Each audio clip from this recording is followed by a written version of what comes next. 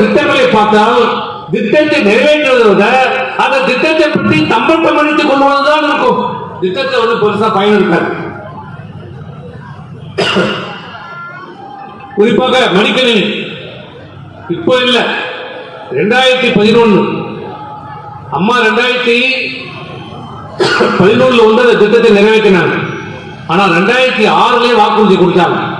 2006 தேர்தலில் அப்போது மடிக்கணினி என்றால் நான் கூட பார்த்ததே இல்லை.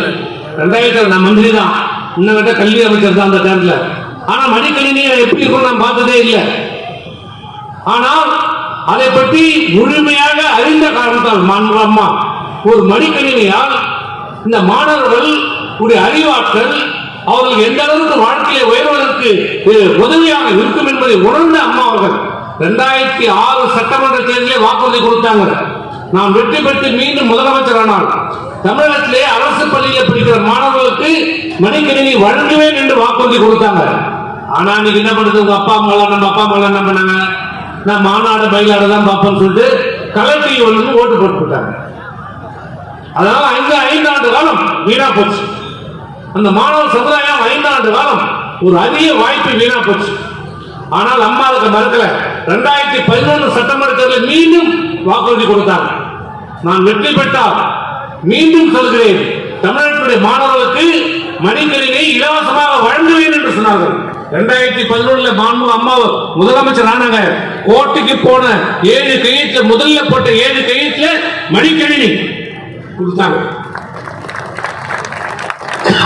அம்மா உயிரோடு இருக்கின்ற வரை, அம்மாவின் மறைவுக்கு பிறகு எடப்பாடியார் முதலமைச்சராக இருந்த வரை 2011 2021 10 ஆண்டு காலம் 53 லட்சம் மாணவ மாணவிகளுக்கு மடிக்கணினி கொடுத்த அரசு அம்மாவுடைய அரசு. எத்தனை பேருக்கு 53 லட்சம் மாணவ மாணவிகளுக்கு மடிக்கணினியை கொடுத்த அரசு அம்மாவுடைய அரசு. பல பேர் வாழ்க்கையில் லட்சக்கணக்கான மாணவருடைய வாழ்க்கையை ஒளியேற்றி வைத்தவர் அம்மா அவர்கள். இன்னைக்கு மடிக்கணினியால எத்தனை மாணவர்கள் இன்னைக்கு முன்னுக்கு கொண்ட எப்படி அன்றைக்கு புரட்சி தலைவர் ஒரு சீர்திருத்த மிகப்பெரிய ஒரு புரட்சியை ஏற்படுத்தினார் கல்வியில. நீ சாதாரண நினைக்கலாம் மதிய உணவு திட்டம், இன்னும் மதிய உணவு திட்டம் போறோம் சாப்பிடா நீங்க நினைக்கிறீங்க. ஆனா அந்த காலகட்டத்தில் 1982 அந்த மதிய உணவு திட்டத்தை ஆரம்பிக்கும் போது ஒருவேளை உணவுக்கு இல்லாம சாப்பாட்டுக்கு வழி இல்லாம பள்ளிக்கு செல்லாத மாணவர்கள் லட்சக்கணக்கான மாணவர்கள் படிப்பதற்கே சாப்பாட்டுக்கே வழி இல்லை. அப்புறம் எங்க படிக்க முடியும், எங்க அனுப்ப முடியும்? இதை உணர்ந்த எம்ஜிஆர் அந்த இளம் குழந்தைகளுக்கு உணவும் கொடுக்க வேண்டும், அதே நேரத்தில் அவர்கள் கல்வியும் கொடுக்க வேண்டும் என்று சிந்தித்து பள்ளியிலே மதிய சத்துணவு திட்டத்தை கொண்டு வந்த தலைவர் புரட்சி தலைவர் எம்ஜிஆர். இப்படி படித்த மாணவர்கள் அன்றைய காலகட்டத்திலே 1980 காலகட்டத்திலே சத்துணவுக்காக ஒருவேளை அந்த சுடுசோறு சாப்பிட வேண்டும் என்பதற்காக பள்ளிக்கு சென்ற மாணவர்கள் இன்றைக்கு கலெக்டராக, இன்ஜினியராக, மருத்துவர்களாக மிகப்பெரிய பதவியிலே இன்றைக்கு அமர்ந்திருக்கிறார் என்றால் அன்றைக்கு போட்ட சத்துணவு மட்டுமல்ல, சத்துணவோடு கல்வியை கொடுத்த காரணத்தால் இன்றைக்கு அந்த ஒருவர் பெற்ற கல்வியால் அந்த குடும்பமே இன்றைக்கு முன்னுக்கு வந்திருக்கிறது. அவரை சார்ந்த சமுதாயம் தலைமுறை முன்னுக்கு வந்திருக்கிறது. அதே நோக்கத்தில் தான் அம்மா அவர்கள் பெண் கல்வியை ஊக்குவிக்க வேண்டும். என்ன பண்ணுவோம், வீட்டுல 10வது படிச்சா அப்போது நீ பச்சை வரைக்கும் போதும் நீ வீட்டுல இருந்தா நீ போவானா, ஸ்கூலுக்கு போவானா. 11வது படிக்கணும் பக்கத்து ஊருக்கு போகணும், 4 கிலோமீட்டர் போகணும். போனா பஸ்ஸுக்கு காசு இல்லை, அப்படியே போனாலும் பாதுகாப்பு இல்லை. அதனால நீ வேணா படிச்ச வரைக்கும் போது வீட்டில் இரு.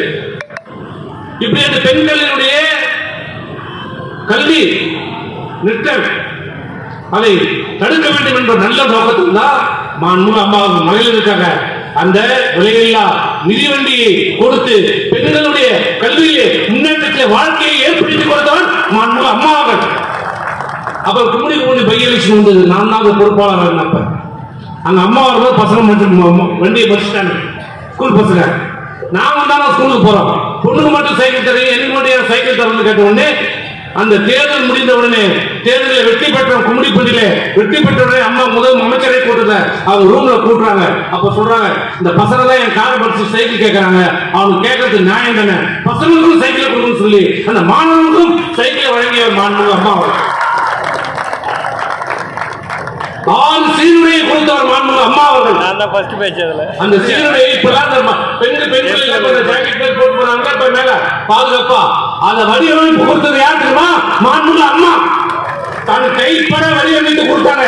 அவங்களுடைய கோட்டையில் இருக்கிற தலைமையகத்துல துணியை எத்தார சொல்லி என்னென்ன கலர்ல என்ன டிசைன் இருக்கணும்னு சொல்லி எடுத்து சொல்லி எல்லாரும் உட்கார வச்சுட்டு நான் தான் கல்யாணம் வச்சேன் வச்சு செலக்ட் பண்றாங்க. இந்த டிசைன்ல இந்த சேலை இருக்கணும், அது இந்த பைஜாமா இது போடணும், அதுக்கு மேல இந்த கோட்டை போடணும் சொல்லி வடிவமைப்பு கொடுத்தவர் மாண்புமிகு அம்மா அவர்கள். அந்த அளவுக்கு இந்த மாணவர் சமுதாயத்தின் மீது உண்மையான அக்கறை கொண்ட ஒரே தலைவர் மாண்புமிகு அம்மா அவர்கள். அதே போன்றுதான் விளையாட்டில் மாணவர்கள் கவனம் செலுத்த வேண்டும், விளையாட்டில் அவருடைய ஆர்வத்தை ஊக்கப்படுத்த வேண்டும், போட்டியிலே அவர்களை ஊக்கப்படுத்த வேண்டும். அப்போதுதான் அவர்களுக்கு அந்த ஒழுக்கம் வரும் என்ற நல்ல நோக்கத்திலே விளையாட்டு போட்டிக்கு முக்கியத்துவம் கொடுத்து அதற்கு தேவையான அனைத்து உதவிகளும் நிதியுதவியை ஏற்பாடு செய்து கொடுத்தவர் மாண்புமிகு அம்மா அவர்கள். இந்தியாவிலே இல்ல உலகத்திலேயே 6 மாதத்திலே சென்னையில் இருக்கிற நேரு உள்ளூர் கழகத்தை கட்டி முடித்து சாதனை படைத்தவர் மாண்புமிகு அம்மா அவர்கள். ஏசியன் கேம்ஸ் வந்தது, சென்னையில் விளையாட்டாளர்கள் பெரிய விளையாட்டாளர்கள் இல்லையா, நான் கட்டி முடிக்கிறேன் என்று சொல்லி குறுகிய காலத்தில் அந்த விளையாட்டு அரங்கத்தை கட்டி முடித்து திறந்தவர் இன்றைக்கு. ஆனா அந்த விளையாட்டு போட்டி நடக்குது, இன்றைக்கு சன் டிவி படம் விளையாட்டு பார்க்க நடக்குது, சினிமாக்கார நிகழ்ச்சி தான் நடக்குது.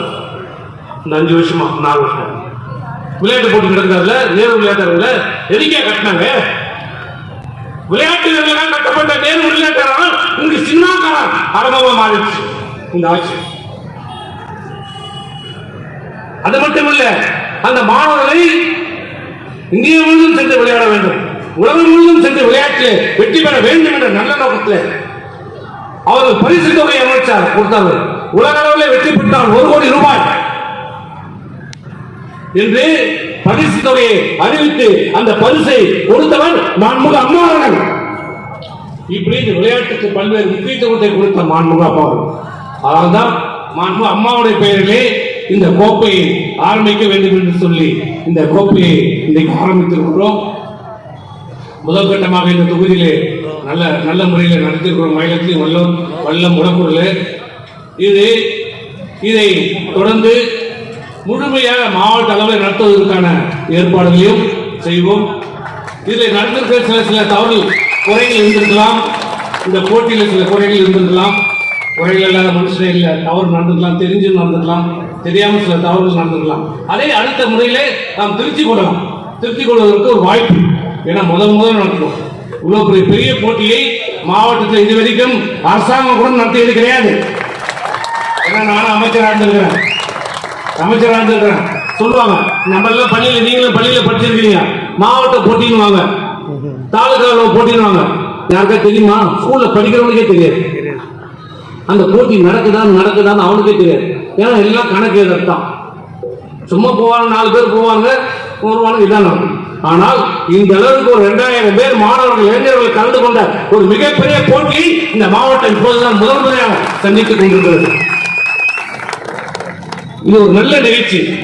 இளைஞர்களுடைய உங்களுடைய வளர்ச்சி, ஒரு விளையாட்டு போட்டி என்பது உங்களை ஒழுக்கப்படுத்தும், நெறிப்படுத்தும், ஒரு நேர்முகப்படுத்தும். இதை நல்ல முறையில் நீங்கள் பயன்படுத்திக் கொள்ள வேண்டும். நல்ல வாழ்க்கையை வளர்வதற்கு நல்ல ஒரு வாய்ப்பு. யாருனாலும் வரலாம், யாருக்கு எந்த அதிர்ஷ்டத்துக்கும் தெரியாது. நல்ல விளையாடுங்க, நல்ல முயற்சி பண்ணுங்க. முயற்சி இருந்தால் எதையும் சாதிக்கலாம். இன்னைக்கு பாத்தீங்கல்ல, இதுக்கு முன்னாடி என்ன பேசியிருந்தாங்க, கோழி தெந்திருக்கிறது அப்படின்னா பேசிட்டு இருப்பாங்க. இப்ப யாரும் சொல்றாங்க, 14 வயசு பையன் வைபவம் சொல்றாங்க. இன்னைக்கு இந்தியாவே இல்ல, உலகமே பேசுது. வைபவ் சூரியவம்சி வயசு என்ன? 14 வயசு 36 நாள் அவனுக்கு. 14 வயசுல நம்ம என்ன பண்ணிருப்போம்? ஐஸ் கடையில் போய் ஐஸ் குச்சை சாப்பிட்டு இருப்போம். குச்சை சாப்பிட்டு இருப்போம். ஆனா இன்னைக்கு அந்த 14 வயசு வைபவம் என்ன? இன்னைக்கு உலக புகழ்பெற்ற விளையாட்டு வீரர். இன்னைக்கு அவர் பார்த்த வைபவம் பார்த்து விளையாட்டு கிரிக்கெட் உலகமே அரண்டு போய் நடக்குது. கிரிக்கெட் உலகமே அரண்டு போய் நடக்குது. தெண்டுல்கருக்கு 18 வயசு, ஆனா வைபவுக்கு 14 வயசு.